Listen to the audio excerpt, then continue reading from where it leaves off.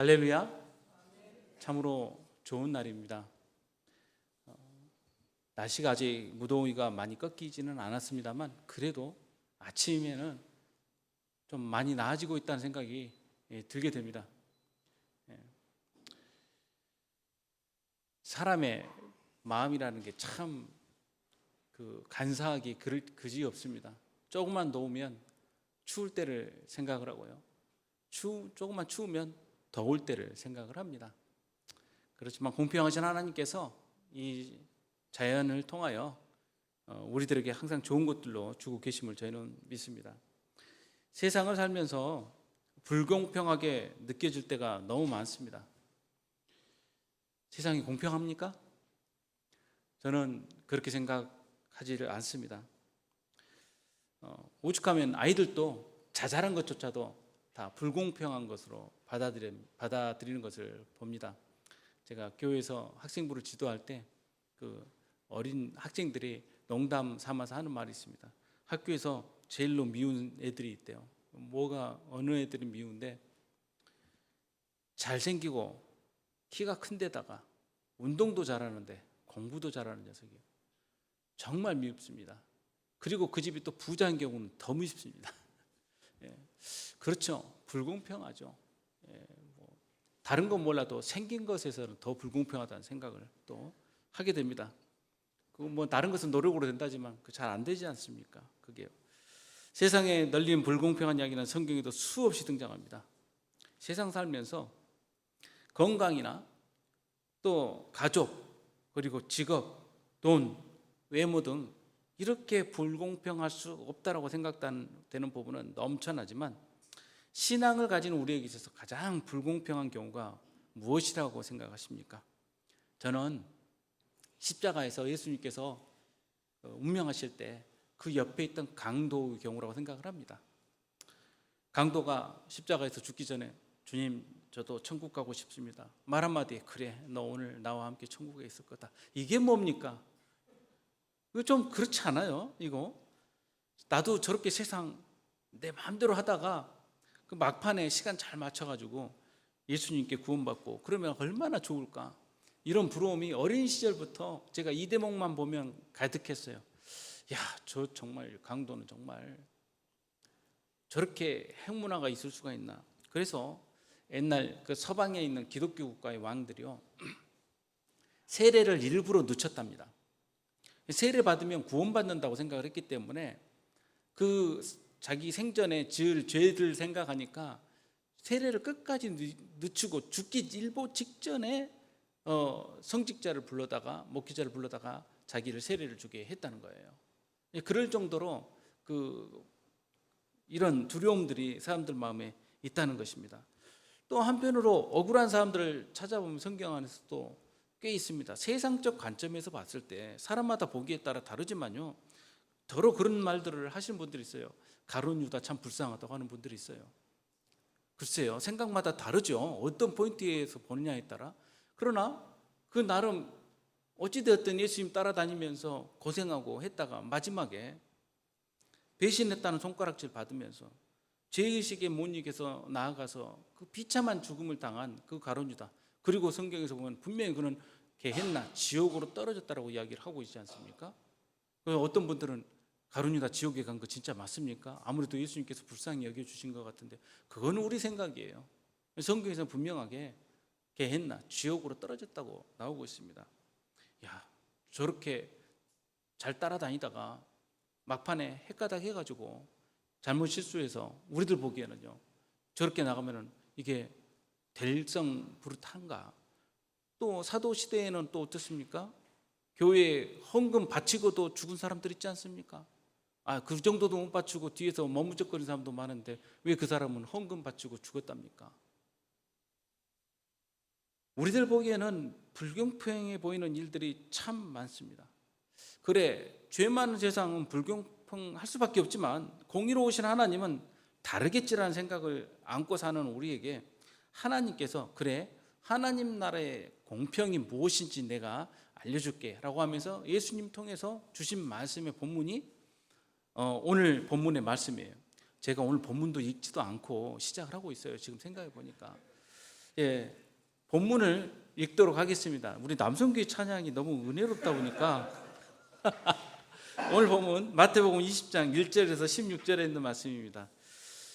예, 어느 분 한 분 저한테 눈치 하나를 안 주시고 이렇게 자연스럽게 넘어가니까 저 또한 마태복음 20장 1절에서 16절 말씀입니다. 한 목소리로 같이 읽어보도록 하겠습니다.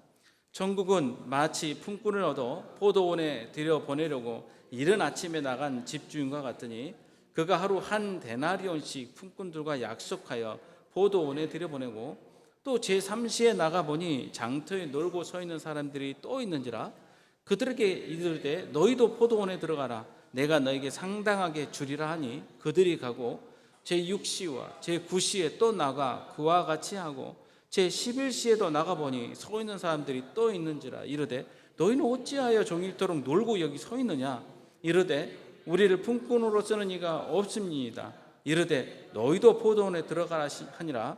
저물매 포도원 주인이 청지기에게 이르되 품꾼들을 불러 나중 온 자들부터 시작하여 먼저 온 자까지 삭을 주라 하니 제11시에 온 자들이 와서 한 데나리온씩 받거늘 먼저 온 자들이 와서 더 받을 줄 알았더니 그들도 한 데나리온씩 받은지라. 받은 후 집주인을 원망하여 이르되 나중 온 이 사람들은 1시간밖에 일하지 아니하였거늘 그들을 종일 수고하여 더위를 견딘 우리와 같이 갖게 하였나이다. 주인이 그 중에 한 사람에게 대답하여 이르되 친구여 내가 내게 잘못한 것이 없노라. 내가 나와 한 데나리온에 약속을 하지 아니하였느냐. 내 것이나 가지고 가라. 나중 온 이 사람에게 너와 같이 주는 것이 내 뜻이니라. 내 것을 가지고 내 뜻대로 할 것이 아니냐. 내가 선함으로 내가 악하게 보느냐. 이와 같이 나중된 자로서 먼저 되고 먼저 된 자로서 나중되리라. 아멘. 이 성경 본문 너무도 유명한 본문 아닙니까? 포도원 일꾼들의 본문 읽으시면서 마음이 시원해지십니까? 아니면 한쪽으로 조금 불편한 기운이 스물스물 올라오십니까? 저는요 읽을 때마다 불편합니다. 제가 마치 처음 가서 아침 일찍부터 일한 일꾼처럼 느껴지기 때문이에요. 내가 저렇게 일했는데 끝에 와서 삽이나 들고 왔다 갔다 한 사람하고 똑같이 값을 받는다고 한다면 나는 그 자리에서 어떻게 했을까? 이게 하나님의 나라라고? 자, 이 본문을 이야기하실 때 제일 첫 번째 구절에 어떤 단어를 쓰시냐면 왜냐하면 못먹과 같다라는 단어를 쓰세요.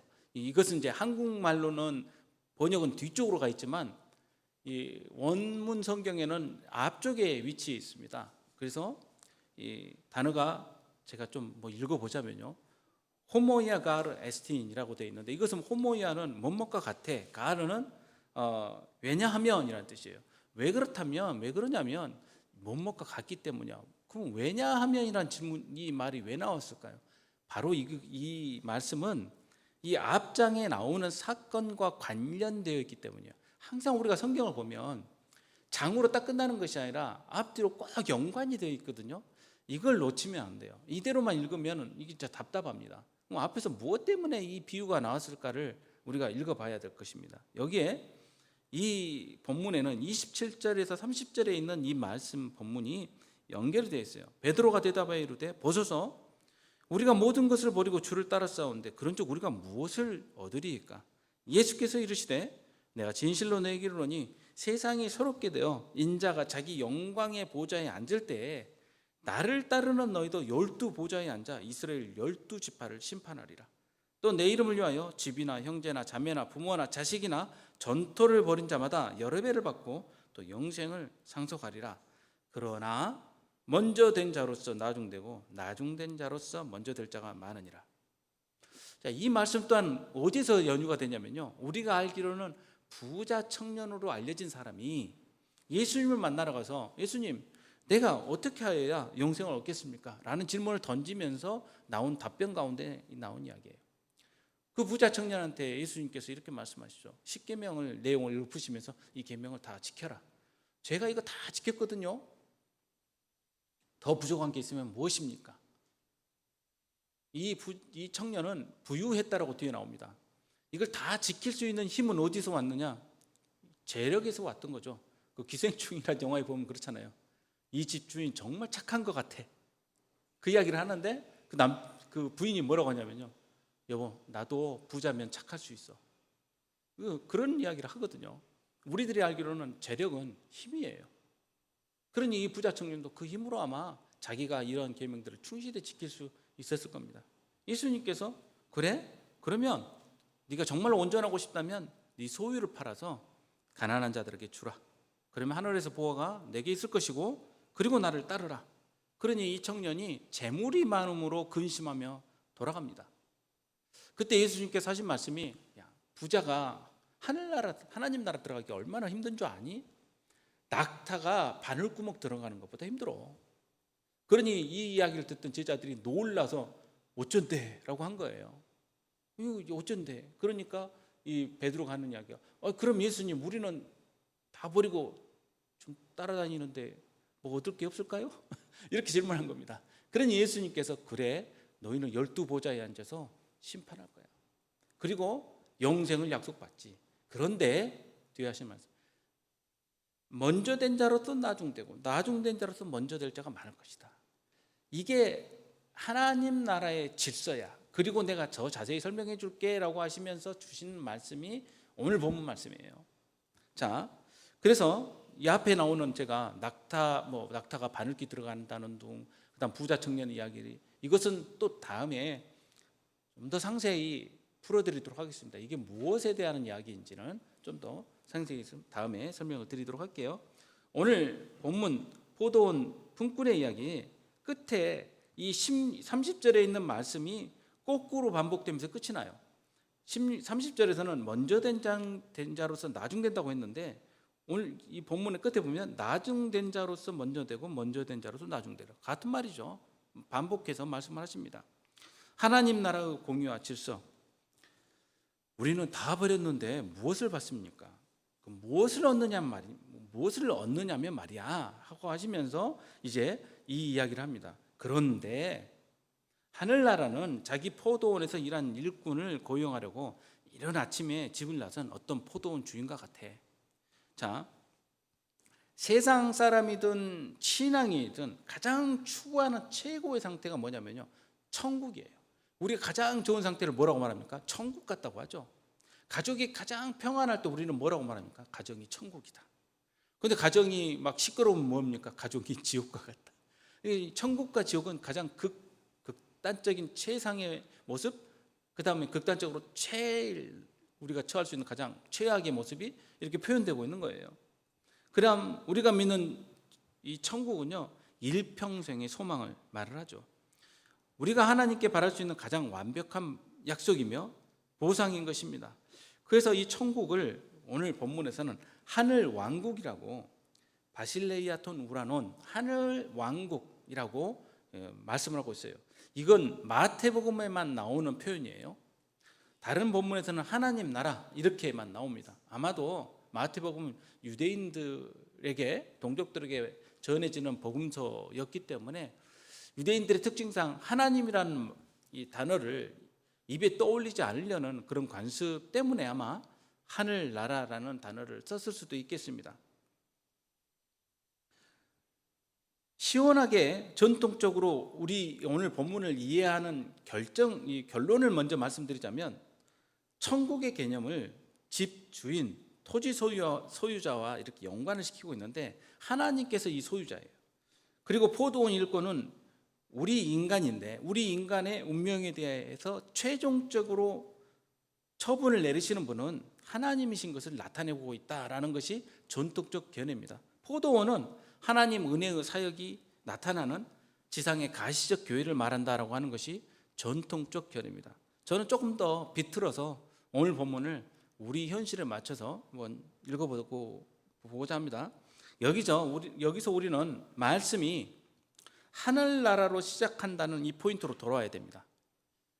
베드로야, 하늘나라는 우리가 오해할 수 있는 건 하늘나라가 포도원으로 오해할 수 있는데 그게 아니에요. 하늘나라는 포도원 주인이에요. 그러니까 포도원에서 일한 만큼 걷어가는 이 원칙이 하나님 나라, 우리가 공평하게 우리가 하는 만큼 하나님께서 인정해 주시고 그것만큼 이렇게 우리에게 보답해 주시는 곳이 천국이지, 이게 땡입니다. 이거 가서 이게 천국 퀴즈 하면은 이거 찬스 누르고 하셨다가는 큰일 나요. 여기서 이거 하늘나라 아니에요. 거기서는 하늘나라는 포도원 주인이에요. 포도원 주인이 하는 그 결정이 하늘나라예요. 그래서 이 부분을 우리가 잘 기억하고 들어가 보도록 하겠습니다. 천국은 마치 품꾼을 얻어 포도원에 들어보내려고 이른 아침에 나간 집주인과 같다. 자, 여기서 이 주인은 뭘 하려고 하냐면요, 이른 아침은 새벽 3시에서 6시까지 시간이에요. 그 시간에 일꾼을 구하러 나가는 겁니다. 가장 빨리 가서 좋은 일꾼을 차지해야 되지 않겠습니까? 그리고 좋은 일꾼을 데려다가 일을 빨리 시켜야죠. 그리고 포도원에서 일을 시키려고 한다고 설명하고 있습니다. 아마도 이 시기는 수확기에 이르는 시기였을 겁니다. 보통 이스라엘에서의 그 팔레스타인 지역의 포도원 수확 시기는 9월 정도예요. 9월에서 10월 사이로 들어가면 이제 우기가 옵니다. 그래서 아마 그 학자들은 비가 오기 전에 빨리 수확하기 위해서 서두르는 모습이 나타난다라고 이야기하지만, 제가 살아본 경험에 의하면 9월에는 하늘에 구름 하나 안 보여요. 10월 한참 넘어가야 비가 내립니다. 그러니 비 때문에 서둘렀다기보다는 그 최상의 포도가 맺혀져 있을 때 그 상품 가치가 온전할 때 빨리 수확하려고 이렇게 서두른 것 같습니다. 그가 하루 1데나리온씩 품꾼들과 약속하여 포도원에 들여보내고, 한 데나리온, 성경에 참 많이 나오죠. 그리스 시대의 그 화폐 단위가 데나리온입니다. 데나리온. 그 유럽으로 그리스가 통합되기 전에 그리스가 썼던 화폐 단위이기도 합니다. 저한테는 아직도 있어요. 옛날 그 지폐로도 데나리온, 동전으로도 있습니다. 나중에 여기다가 굴려놓을 테니까 뭐 보시기 바랍니다. 당시 로마 병정들이 하루 봉급으로 받았던 게 한 데나리온이에요. 그래서 한 데나리온을 우리가 물가로 어느 정도로 가늠을 해볼 수 있냐면요, 여관의 숙박비가 어느 정도였냐면 12분의 1 데나리온이 여관 하루 숙박비예요. 그러니까는 요 기준으로 생각을 해보자면 하루 품꾼한테 1 데나리온을 준다는 것은 적은 돈이 아니에요. 그래서 오늘날 가치로, 단순 가치로 환산을 해보게요. 오늘날 보통 15에서 20만 원 사이가 밖에서 이게 들에서 일하거나 힘든 일을 할 때 받을 수 있는 돈이거든요. 제가 알기로는요. 돈이 굉장히 많이 올랐어요.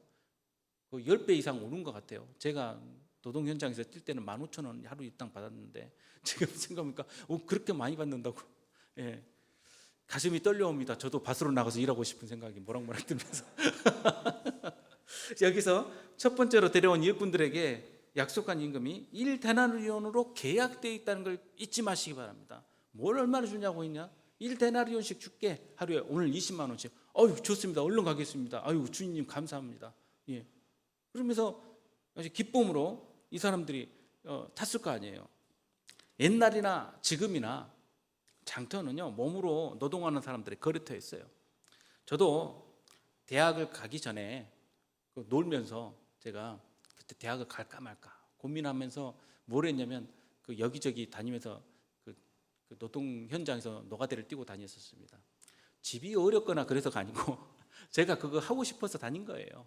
예, 제가 그때 한참 사진에 심취 있었기 때문에 필름값도 벌어야 되고 또 카메라도 또 장비도 사야 되고 하니까 열심히 노동 현장을 다녔습니다. 대학을 다닐 때도 마찬가지였어요. 그래서 방학 동안도 일을 하고 주말에도 일하고 노동 현장을 다니면서 여러 현장들을 다녀봤습니다. 그 일터에 소속되어 보기도 하고요. 그럴 때가 안 되면은 인력 시장에 나가서 그 하루씩 팔려 나가는 그 인력 시장에 나가기도 했습니다. 광주에서 제일 그나마 이게 팔리는 곳은 어디였냐면 양동시장에 그 복개상가 있는데 밑에 내려가면 그 일용직 노동자들 집합소가 있었어요. 거기에 가서 새벽부터 줄을 서 있으면 사람들이 사러 옵니다. 보통 저도 집에 한 새벽 4시쯤 나가서 5시에는 기다리고 있어야 어느 정도 순번 안에 들어가요. 더 빨리 가면 좋은데 더 빨리 가기는 좀 너무 힘들고 그 시간쯤 가면은 사람들이 이미 가득 차 있습니다. 그래서 들어가서 거기에 줄을 맞춰서 앉아 있거나 자리 없으면 서서 서성거리고 있으면 오는 순서대로 사람을 부릅니다. 그래서 사람 부른 순서대로 나갑니다. 이때 경험을 보자면 그날 아침에 새벽에 나올 때만 해도 비가 안 왔는데 갑자기 비가 주적주적 오기 시작하면 아유 이제 속이 타기 시작합니다. 이거 오늘 일 공쳤네. 그리고 그나마 비가 적게 떨어질 때는 사람들이 와서 이게 사가고 있는데 비가 조금씩 더 내리기 시작하면 이제 안 오거든요. 그러면 이제 마음이 답답해지죠. 아유 여기 새벽에 나왔는데 아주 이거 공친 거 아니야? 이런 생각이 들죠. 아침 오전 새벽부터 굶고 9시까지 기다리다가 사러 오는 사람이 없으면 이제 한 사람씩 일어나서 떠나기 시작해요. 그때 이게 양동시장이니까 이 골목을 지나서 걸어서 집으로 가야 되는데 갈다 보면은 국밥집 기름 모락모락 나고 배는 고픈데 그냥 주머니 이렇게 잡으면서 그냥 지나가게 되죠. 하지만 기필코 일을 하지 않으면 안 되는 사람들, 마땅히 갈 곳 없는 사람들은요, 오늘 말씀에 나오는 것처럼 오후까지 이 자리를 지키면서 혹시라도 사오는 사람이 없을까, 늦게라도 오는 사람 없을까 지키게 돼요. 그때 저는 이제 젊은 학생이었기 때문에 일을 공쳐도 괜찮았는데 그래도 마땅히 그날 어디 갈 데가 없으면 오후까지 버텨보기도 합니다. 그러면 가족이 있는 사람들은 일 때문에 노심초사하거나 또 몸이 불편한 분들, 이런 분들은 제때 팔려나가지 못하고 계속 뒤처지면서 기다리고 있어요. 제 기억에도 아직 생생합니다. 옆에 자기 딸아이 학교 갈 때 공과금 납부를 해야 되는데 오늘 꼭 벌어 가야 된다고 혼자 중얼거리면서 계셨던 아저씨. 근데 다리를 다치셔가지고 일을 하기가 쉽지 않아서 그분 이렇게 감추고 있는데도 잘 안 팔리고 밀려나고 이제 그분과 같이 오후에 반나절 일거리를 구했는데 얼마나 좋아하는지 얼굴이 확 피어서 같이 일하러 나갔던 그 기억이 지금도 생생합니다. 그렇게 기다리다 일꾼을 부르러 온 사람들이 거의 그분 이리 오세요 이라는 말이 얼마나 기쁜 복음인지 알 수가 없어요. 여기 본문에도 보면 주인이 새벽같이 가서 구하러 사람들 나가고 나서 다시 돌아옵니다. 이거 좀 이상해요. 보통 포도원은 하루 일거리가 한눈에 보이기 때문에 몇몇 사람이 필요한지 다 압니다. 그럼 한 번에 가서 좋은 사람도 골라오면 끝나는데 왜 다시 갔을까? 3시에 나갔다는데 3시는 9시경이에요. 사실 이때만 해도 조금 생각보다 좀 부족하네, 좀 더 일을 빨리 시켜야겠네라는 생각을 해서 구하러 갈 수도 있어요. 근데 이때 구하러 가서 이들에게 한 이야기를 들어보세요. 1데나리온 이야기를 꺼내지 않습니다. 당신들 포도원에 가서 일을 할 겁니까? 내가 당신들한테 상당하게 주겠습니다. 여기서 상당한이란 뜻이 디카이오스, 공정하게라는 뜻이에요. 누가 보기에 공정한이에요? 일꾼 보기에 공정한입니까? 주인 보기에 공정한 겁니까? 여기에서 헷갈리시면 안 돼요. 일꾼이 아니라 주인이 공정한이에요. 그렇잖아요. 주인이 기준이죠. 일꾼이 달란대로 말할 수 있는 시기는 이미 지났습니다. 이 시간은요. 불러준 것만 해도 감사해요. 그러니까는 뭐라고 하냐면 아유 가겠습니다라고 말합니다. 여기 디카이오스라는 단어는 디케, 재판이라는 단어에서 유래를 합니다. 뭐 책 제목이 디케의 눈물이라는 책 제목도 있죠. 누가 지었는지는 굳이 말하지는 않겠죠. 여기에서 공정의 기준은 포도원 주인이에요. 제가 이스라엘 살 때도 인력 시장이 어디에 있었냐면요, 예루살렘에서 걸어서 제가 올드시티 예루살렘으로 들어가려면 거기에 북쪽으로 난 큰 문이 있습니다. 그 문 이름이 다마스커스 게이트예요.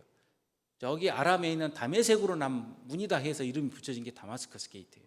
그 주변 서쪽으로 그 파킹 플랫 주차장 자리가 있는데 거기에 팔레스타인 사람들이 아침 새벽부터 가득 모여가지고 일을 기다려요.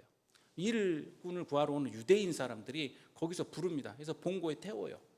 근데 오후쯤 다시 또 가보면 그때까지도 서성이는 사람들이 있어요. 보면요, 오갈 데가 없고 꼭 벌어야 되는 사람들이에요.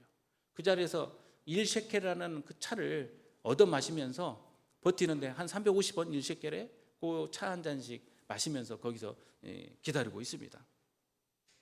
그 시간 좀 지나면서 일 못한 사람들의 눈은요, 참 답답한 얼굴, 그 다음 어떻게 해야 되는 불안한 표정이 가득합니다. 지나가면 한눈에 보여요. 그럼 저도 일을 해본 사람으로 짠해요, 마음이. 저 사람들 일 못 나가면 안 될 텐데, 그날 벌어서 그날 이 사람들 먹고 사는 사람들인데 오후쯤 와보면 그때까지도 남아있는 사람들이 있습니다. 이 사람들은요, 아침 3시에 9시에 있었던 사람들은 다행스럽게 포도원 주인에게 구제를 받은 거예요. 이 시간이면 아직 일꾼을 구하러 온 사람들이 있을 수 있습니다. 그런데 이 일꾼들을 구하러 가면서 다 데려갈 수는 없는 거 아니에요? 그러니 와서 데려가는 이 포도원 주인이 남은 사람들이 눈에 밟혔을 거예요. 그러니 아마도 제가 그려본 그림에서는 이 포도원 주인이 그렇게 말했을 것 같아요. 남은 분들 너무 염려하지 마시오. 이 시간이면 아직도 구하러 올 사람들이 덜어 있으니 오늘 일 나갈 수 있을 것이오. 이러면서 데리고 갔을 겁니다. 그런데 말입니다. 이 주인이 무슨 생각이 들었는지 6시에 또 나갑니다. 6시는 12시예요. 물론 이때까지도 일이 진짜 급한 사람들이 찾으러 옵니다. 와보니까 여전히 많은 사람들이 거장에서 서성이더란 말이에요. 당신들 갑시다. 그리고 데리고 갑니다. 그리고 나서 또 무슨 생각이 들었는지 이제 9시에 나갑니다. 9시는 오후 3시입니다. 이때 구하러 오는 경우는 거의 없다고 봐야 돼요. 이때는 일하러 진짜 정오 넘으면 그때는 다 집에 가야 돼요. 그런데 이 시간에도 서성이는 있는 사람들이 있더란 말이에요. 그래서 똑같은 이야기를 하고 데려옵니다. 내가 상당히 주겠어. 공정하게 주겠어. 그럼 일꾼들 생각에는 반나절 거리면 그보다 그 정도나 받을 수 있다면 내가 감사하죠. 오늘 일 못하는 거에 비하면 그 정도가 어디야? 라고 따라갔겠죠. 그런데 이 주인이 무슨 생각이 들었는지 글쎄 11시에도 나갑니다. 11시는 오후 5시예요. 그때까지 버텼다. 있는 사람도 대단한 사람들이에요. 그때까지 있기가 어렵습니다. 근데 오후 5시에 가서 아직도 서성이는 사람을 보고 뭐라고 말하냐면요. 당신들 종이토록 여기서 뭐 하는 겁니까? 사람들이 저를 데려가질 않아서 기다리고 있는 겁니다. 그러면 나랑 같이 일하러 가실 거예요? 가다마다요. 이분들은 아마 밤에 이제 그 야간 일을 생각하고 갔을 수도 있어요. 그러나 그건 오늘날 생각이에요. 오늘날에는 조명이 있으니까 야간 일을 하죠. 옛날에는 조명이 없잖아요. 어디 호롱불 켜고 무슨 일을 한답니까? 그러니 이 시간에는 가서 일할 수 있는 게 없다는 걸 아는데 따라가는 거예요, 이 사람들이. 저희가 무슨 일을 할 수 있습니까? 5시면 가서 이제 막 옷 갈아입거나 아니면 삽 들고 이제 갑시다 하는 순간 땡 집에 가야죠. 이러는데 무슨 일을 해요? 그런데 따라갑니다. 정말 이해가 안 되는 상황들이 펼쳐집니다. 그리고 이제 해가 저물기 시작합니다. 해는 저 시간에 저물죠. 그리고 일꾼들의 일은 노동 현장에서 일꾼들의 일은 정확합니다. 5시 반이면요. 갑시다 그래요. 심장이. 그리고 전부 다 주섬주섬 나옵니다. 5시부터 챙기는 사람들도 있더라고요, 현장에. 그래서 집에 가는 거예요. 그러니 이제 포도원 주인이 청지기를 부릅니다.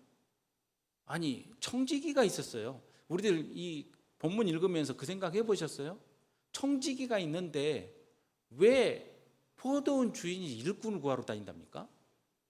청지기를 시켜야죠. 여기서 말하는 청지기, 에피트로포스라는 단어는 위임받은 관리자, 이 사람이에요. 중간 관리인이에요, 이 사람이. 이 지배인입니다. 이 사람 시켜야죠, 모든 걸요. 주인이 어디를 나갑니까? 안 나가죠. 저도 일하러 다녀보면서 직접 그 현장 최고 책임자가 일 구하러 온 적은 없어요. 다 밑에 하도급 받은 사람들이 구하러 오는 것이지 그런 일은 그렇게 하지 않습니다. 자, 청지기가 일꾼을 구하러 다니지 않고 수고를 포도원 주인이 했다. 그것도 들으면서 모두 다 갸우뚱했을 거고, 이 포도원 주인이 5번이나 나가서 일꾼을 구하러 다닌 것도 이해가 안 갔을 겁니다. 근데 이제 품삯을 나눠주라 하니 이 소리를 듣고 주변에 모여있는 이 이야기를 듣고 있는 사람들도 긴장이 최고조로 올라옵니다. 얼마씩 받을까? 처음에 온 사람들은 1다리나리온이요. 근데 그 뒤에는 상당하게 줄이라 했으니까 값이 정해져 있지 않아요. 그런데 희한하게 또 주인이 처음 온 사람부터 주면은 아무 문제가 없었을 것인데 끝에 온 사람부터 불러요. 고약스럽습니다. 끝에 온 사람부터 불러가지고 돈을 나눠주래요. 그러면서 얼마씩 나눠주라고 하냐면 1데나리온씩 나눠주라는 거예요. 20만 원. 남은 사람들 눈빛이 번뜩입니다. 5시에 와가지고 삽 들고 와가지고 한 푸대 들라다가 일 끝났네. 그리고 집 돌아온 사람, 이 사람들이 20만 원 받은 거예요. 그러면 나는 얼마 받을까? 중간에 온 사람도 나 40만 원? 밑에 온 사람 나 80만 원? 그럼 난 100만 원 받는 거야? 우와, 오늘 수지 터진 건데 이렇게 생각한 거예요. 그런데 줄을 서시오. 줄을 20만 원씩 준 거예요. 먼저 온 자들이 와서 더 받을 줄 알았더니 그들도 1데나리온씩 받은지라. 아니, 어라? 똑같네. 받은 후 집주인을 원망하여 이르되, 원망하여라는 공기조라는 단어는 중얼거리면서 불평하는 거예요. 그냥 입이 이만큼 나와가지고 막 참지 못해서 막 분노가 참지 못해서 입 밖으로 막 터져 나오는 상태예요. 뭐야 이게? 이런 경우가 어디 있어 세상에? 나중 온 사람들이 1시간밖에 일하지 아니하였거늘. 이것도 크게 쳐서 한 이야기 1시간도 1시간 이내예요. 몇십 분 일했는지도 알 수도 없고 일했다고 볼 수도 없습니다. 우리는 종일 수고하며 더위를 견디는 우리와 같게 하였나이까. 요즘 뜨거운 햇볕 때문에 이 이야기가 더 쉽게 와닿을 겁니다. 밭에서 풀 한번 뽑아 보십시오. 아침부터 어떻게 되는지 머리꼭지 다 벗겨지게 생겼습니다. 얼마나 햇빛이 뜨거운가. 종일이란 것은 새벽부터 저녁까지, 말 그대로 헤매라라는 거예요. 단어가 헤매라예요. 헤맬 정도로 일하니까 헤매라예요. 새벽부터 저녁까지. 그리고 수고하여, 바로스라는 것은 아주 무거운 고통을 말합니다. 이 더위라는 단어는요, 불을 붙이다는 뜻이에요. 온몸이 불 붙는 것 같이 뜨거운 가운데 하루 종일 일했는데, 아니 이게 말이 되냐고요. 여러분 같으면 어떨 것 같아요? 저 같으면 삼 내동댕이 치면서 난리 났을 것 같습니다. 이게 멱살을 못 잡고 지금 막 이제 난리가 났을 거예요. 아마도 일꾼들은 자신들의 가치를 품삯으로 연동을 시킨 것 같습니다. 저도 그렇죠. 내가 무슨 일을 했어? 제가 했어요. 저는 이제 예전에 사진가로 일할 때 제 사진 이제 가지고 와서 슬라이드를 내밀면서 스토리와 함께 데스크에 가지고 갑니다. 편집부에. 그러면은 이제 값을 매겨요. 그 사람들한테 기준이 있어요. A급과 B급, C급이 있어요. 거기에 얼마가 매겨지냐에 따라서 내 가치, 내 일한 가치가 인정받는 거 아니에요? 그런데 새벽부터 그 일을 열심히 해가지고 갖다 줬는데 그거하고 그냥 어디서 슬렁슬렁한 사람 거하고 똑같은 가치를 매긴다? 그러면 말이 안 되죠. 저도 옛날에는 템퍼가 있던 때라, 젊을 때는 뭐 좀 뒤틀린다 싶으면 1년치고 뭐 계약한 거 다 다시 돌려받아서 그냥 가지고 집으로. 자존심 문제예요. 돈 문제가 아니라. 옛날에는 더 했습니다. 모든 것은 명예예요. 명예가 손상받았다고 생각한 겁니다. 우리가 인정받지 못했다고 생각한 거죠. 돈도 돈이지만 그 마음속에 있는 것은 그런 것이 더 강했으리라 생각을 합니다. 하루 종일 우리는 일한 일이 이 사람이 일한 것보다 못했단 말입니까? 그게 지적되는 거예요, 사실은요. 포도원 주인이 차분하게 대답을 합니다. 그 중 한 사람에게 이르되, 친구여. 여기서 친구라는 말은 보통 성경에서 헬라어 성경에서 필로스라고 쓰여지는 그 단어가 아니고, 이름을 모르지만 그냥 그럭저럭 가까이 있는 사람에게 부르는 호칭이에요. 그 옛날 아랍어 성경에는 뭐라고 나오냐면, 그 소리 지르는 당신 이 말이에요. 그 소리 지르는 당신 잠깐 와보시오. 내가 당신하고 얼마를 약속했죠? 1데나리온이요. 1데나리온 내가 계약한 것대로 줬는데 뭐가 불만입니까? 당신 것 가지고 가십시오. 나중에 온 이 사람에게 당신하고 똑같이 주는 것은 내 뜻 아닙니까? 여기서 말하는 뜻, 이것은 델레마, 하나님께서 결정하시고 작정하신 선택을 이야기할 때 나오는 뜻. 어제도 저희가 하나님의 뜻이 무엇입니까? 라고 했을 때 하나님의 뜻은 뭡니까? 우리가 거룩하게 성별되어서 사는 것, 성도로서의 삶을 하나님의 뜻으로 우리는 보지 않았습니까? 가장 끝에 온 사람을 똑같이 대우하는 것은 하나님의 뜻이다라는 거예요. 이 본문에서 이해가 안 가는 일들이 참 많죠. 주인이 왜 현장에 직접 나가야 했을까요? 그것은 온전한 육신으로 이 땅에 오셔서 우리의 모든 고통을 똑같이 짊어지신 예수님의 모습을 구현하고 있는 거예요. 예수님께서 먼 자리에서 천사들 보내시고 이런 게 아니고 직접 오셔서 그 자리에서 만나주고 계시는 장면이에요.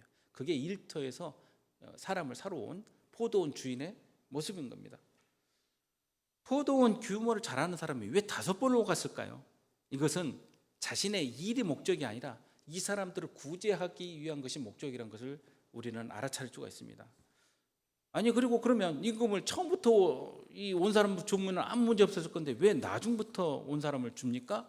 이것은 그들 모두에게 하나님 나라의 질서 그리고 포도원 주인의 선한 뜻이 무엇인지를 밝히 드러내기 위함이에요.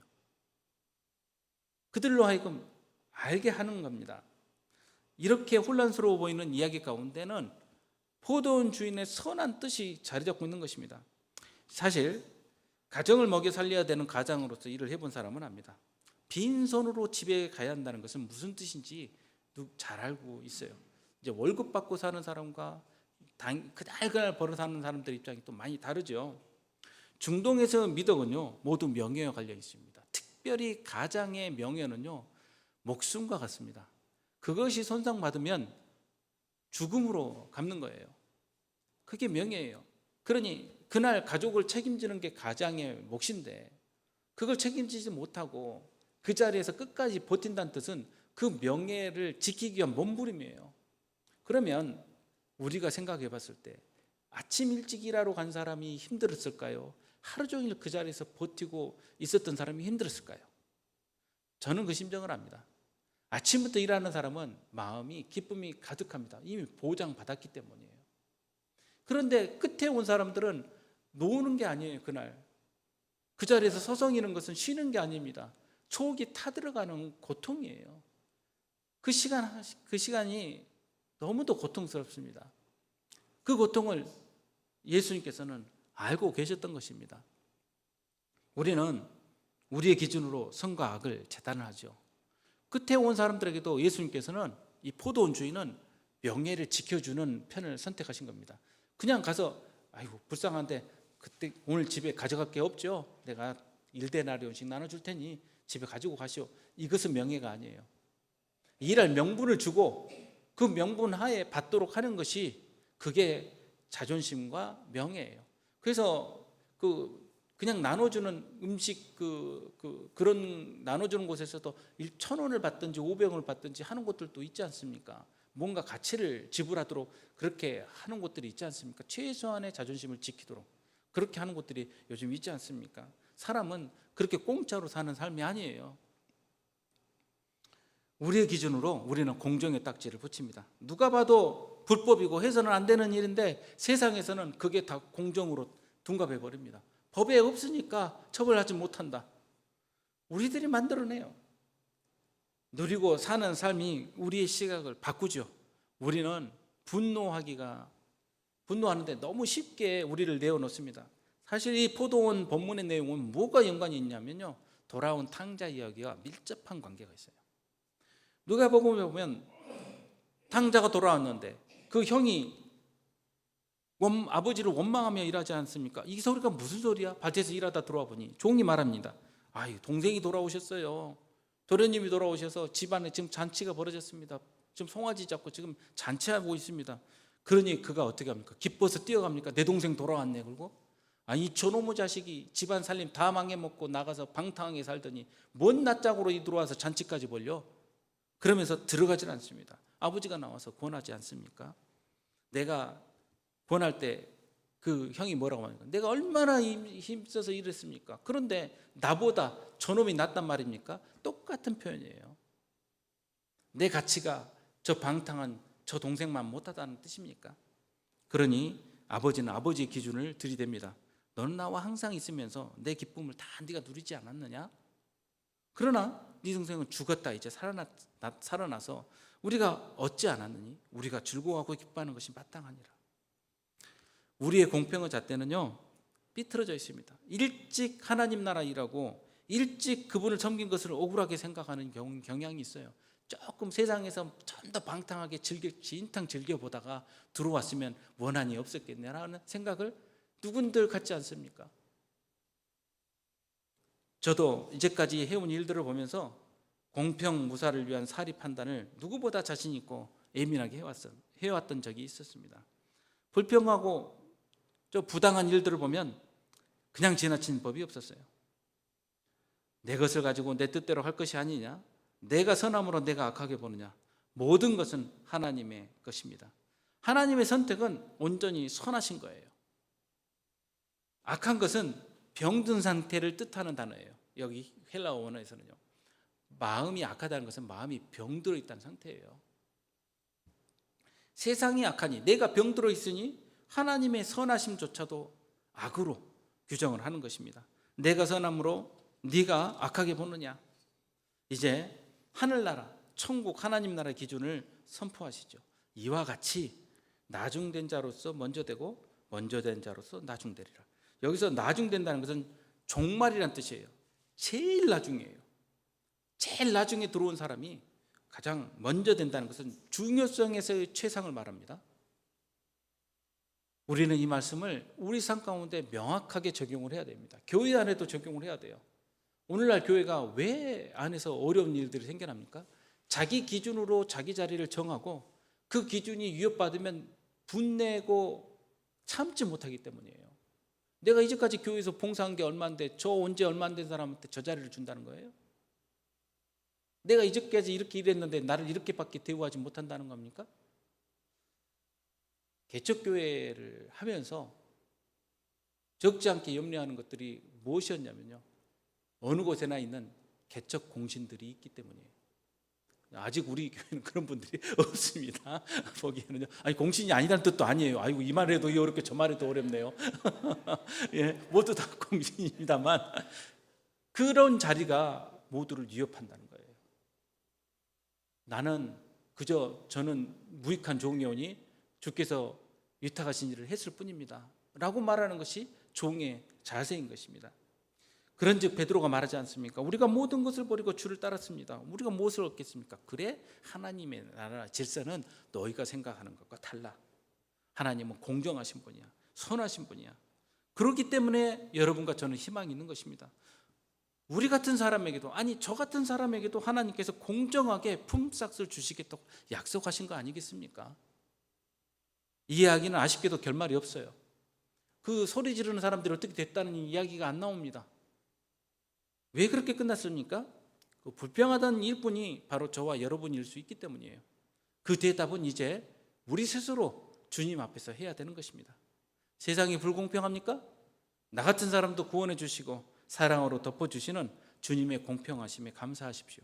사람들이 불공평하게 대하고 또 요구합니까? 하나님의 자비로 대갚아 주십시오. 하나님께서 더 큰 자비로 갚아주십니다. 함께 기도하겠습니다. 아버지 하나님, 이 시간 말씀을 전하였던 저부터 아버지 앞에 통회하고 자백합니다. 저의 이기적인 마음에서 다른 사람들을 향하여 삿대질하던 손을 거두어드리게 하시고 그 욕심에서 비롯된 제 자신만의 공평의 잣대를 주님께서 이 시간 끊어 주시옵소서.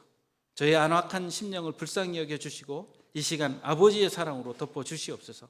연약한 심령에 강한 복음의 용기를 주시고 시기와 욕심의 마음을 주님의 보혈로 씻어주시고 저희가 오로지 주님의 자녀로 누리는 삶의 축복을 바라보게 하여 주시옵소서. 우리 구주 예수님의 이름으로 기도하옵나이다.